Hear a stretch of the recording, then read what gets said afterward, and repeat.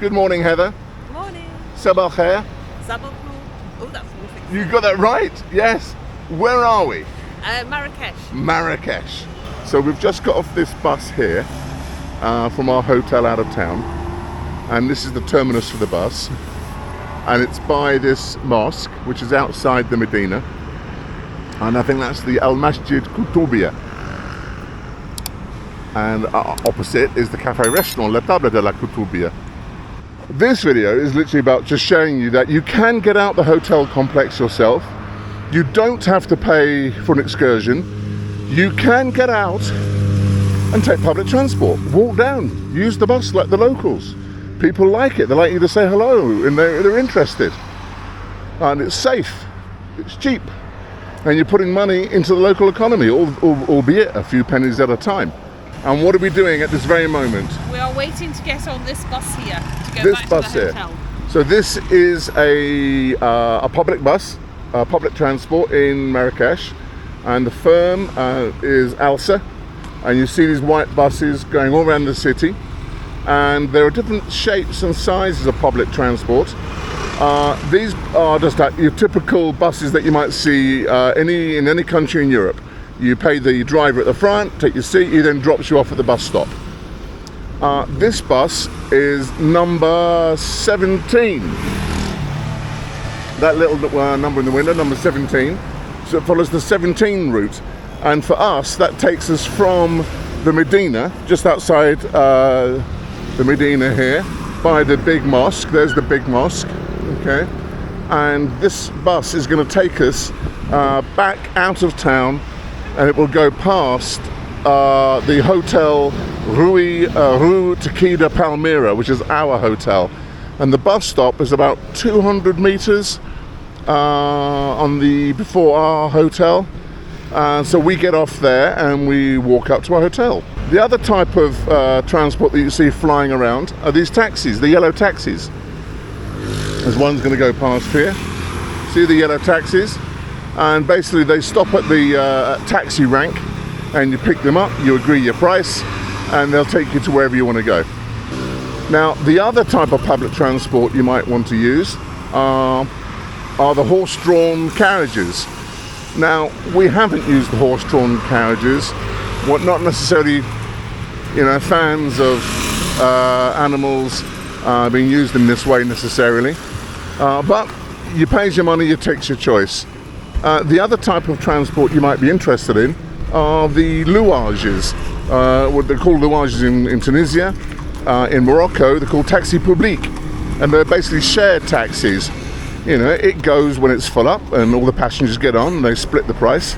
And we took a shared taxi all the way to Oreca yesterday, and it was, how much was it? 40 each. Yes.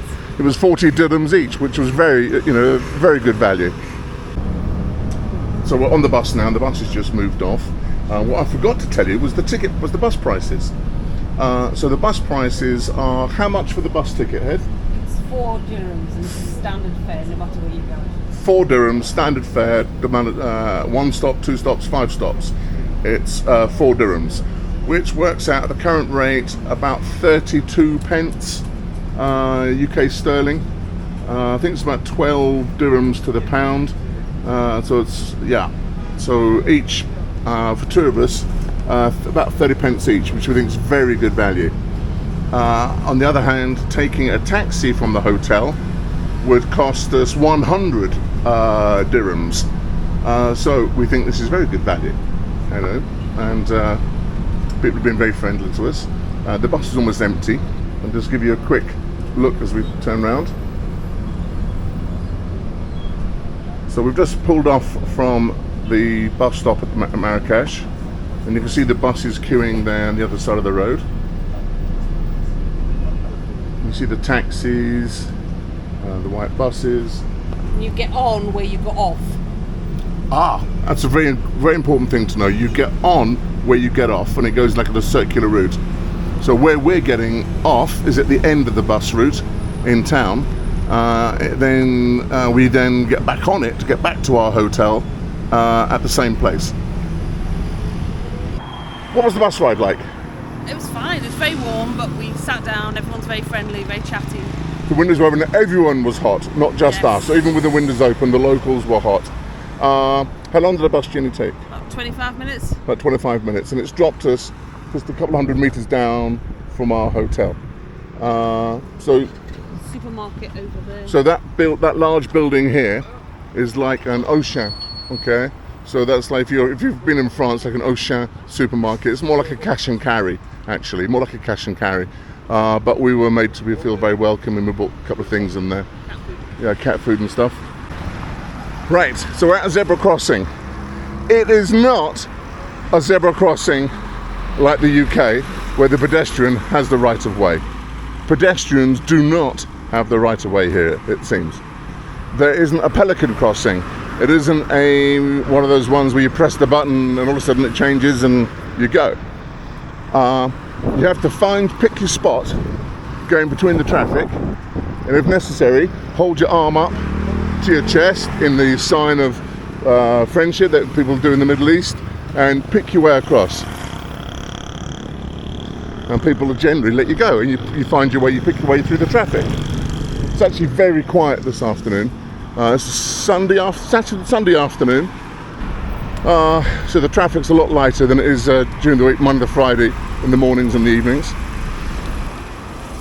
And just down there, just past that red sign, two little boys wearing red t-shirts, that's the bus stop into town. On the other side of the street, that's where it returns you.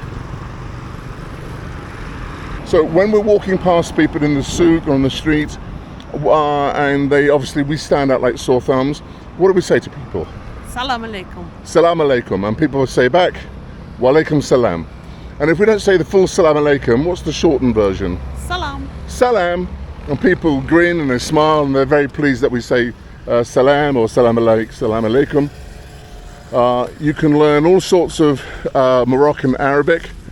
If you can buy a Moroccan phrase book or look at Moroccan phrases on YouTube. I'm just looking at the fruit tree. I think they're due to be oranges. There we go, at some point. Yeah, so there are trees that line the autoroutes here, the roads, and these are fruit trees, not quite ripe, they're still very green. So you give it another, there we go, another few weeks, and these will ripen. So you can learn your phrases on Moroccan Arabic, and there's plenty of help online. You can download some PDFs.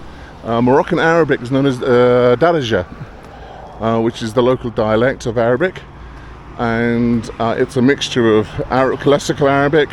It's a mixture of I think it's called Amizi. Is that right? Tell me, what you know about that. It's the Berber dialect. It's a mixture of French. It's a mixture of Spanish. So people from the rest of the Arab-speaking world, people say from Syria or from Lebanon or from Egypt, they find it quite difficult to understand people who speak the Moroccan version of Arabic. But you can get by just by using French and knowing a few words here and there. People are very pleasant, people are very welcoming, people are happily surprised that you're giving it a go. So we encourage you, pick up a phrase book, download some phrases, give it a go. If you get a blank look, try pronouncing it slightly differently until someone smiles and grins and replies to you. What's the worst that could happen? Right, so this is the service stop on the main dual carriageway heading out of town, and we were here last night, and we had a cup of tea in the restaurant there. See, there's like an open area which says Al Baraka. There's like a covered area where tables and chairs where you get food served from the restaurant. There's a restaurant there you can sit inside with salle climatisée, air conditioning, little shop, and the petrol station.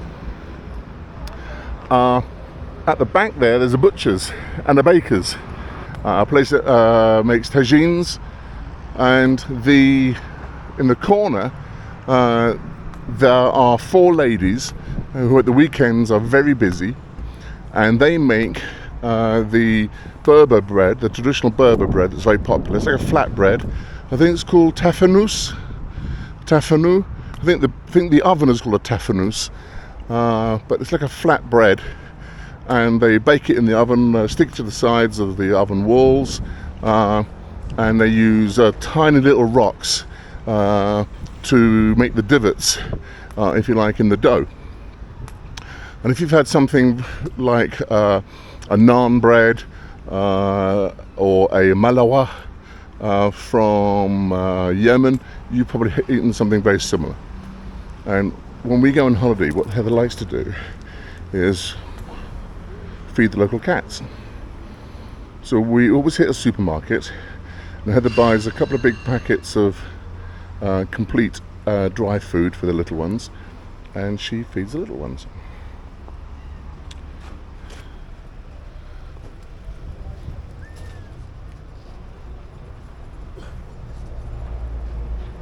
So I don't know how many cats we're up to today. Heather, how many cats have you fed today? 263.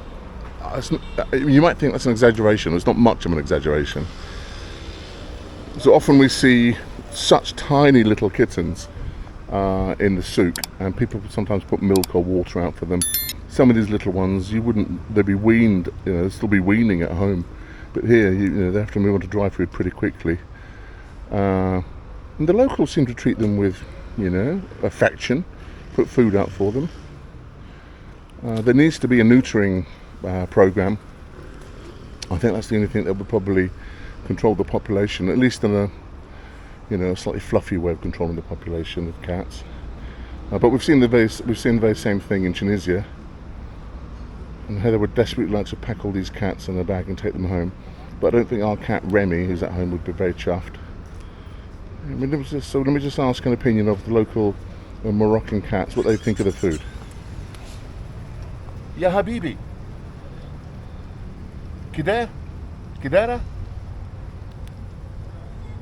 Makal Bikhair.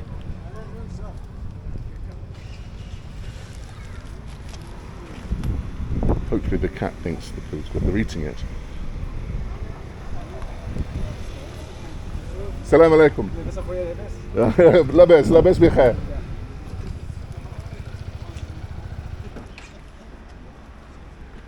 Right, so we're going to walk onto the services here. I'll try and show you the bakers in the corner. I don't want to put the camera in people's faces because there's actually a mosque here as well. I forgot to say there's a mosque on site. So I'm not going to put the camera around people coming out the mosque. People, you wouldn't like to have a camera thrown in your face when you leave a church. So yeah, just take our word for it. It's a very popular eating spot. People use the mosque here. These are shop, the bakers, the butchers. Alas, no candlestick makers. You've seen the butcher, the baker, but no candlestick maker. Yes, Ed? There are toilets. There are toilets as well.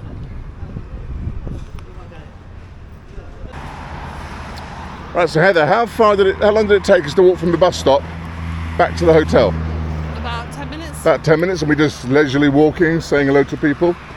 So this is the exterior wall, by the way, of the Riu Tikida Palmeraie, and there's lots of lovely flowers, and they dry and they fall everywhere like confetti, and they're very, very, very pretty. And all along the boulevard here, I wouldn't call it a boulevard, dual carriageway, they plant the trees and bushes, and what they do is they build up the ground around the base of the tree. And the idea is when it rains, albeit infrequently, it rains, that water will pool there, hopefully, rather than running off into the dirt elsewhere, and will collect around the root of the tree, around the base of the tree. And you can see it's had an effect because you've got the plants growing there around the base of the tree. A lot of these plants are very pretty flowers. And these look like bay leaves. I don't think they are. And what we've also seen, I think in the UK, was it used to be called pampas grass or something like that? There you go. And we've smelt herbs growing, thyme, sort of like a lavender, I think. So your public transport journey may start as soon as being outside the front gate of the hotel. So this is, as I said, we're staying at the Tikida Palmeraie, and outside the front are actually one of the shuttle buses, one of the holiday buses coming back in. Outside the front is a taxi rank. These sort of cream beige type coloured taxis, they have a set price, they've agreed a set fee from the hotel into town. During the day it's 100 dirhams, and in the evening it's 150 dirhams, and that's each way. And the drivers are very polite, very, very nice. You might want to have your eyes closed. Driving in Morocco and Marrakech is very different than driving in the UK. The Moroccan drivers don't believe in leaving any space between cars and cyclists and pedestrians. I think it seems to be the philosophy that if there's tarmac between you and the car in front, that's wasted space. So take that as you might, but we've felt relatively safe and happily use them again. And as you say, we've mixed and matched. We've used these taxis, we haven't used the camel, and the camels are just there for you to have a little camel ride on. We haven't asked the prices of those. We've taken these taxis, we've taken the public buses, and we've used Shanks's pony. We've walked. So a real number of opportunities for you to get around and have some independence and be adventurous, during your time in Marrakech.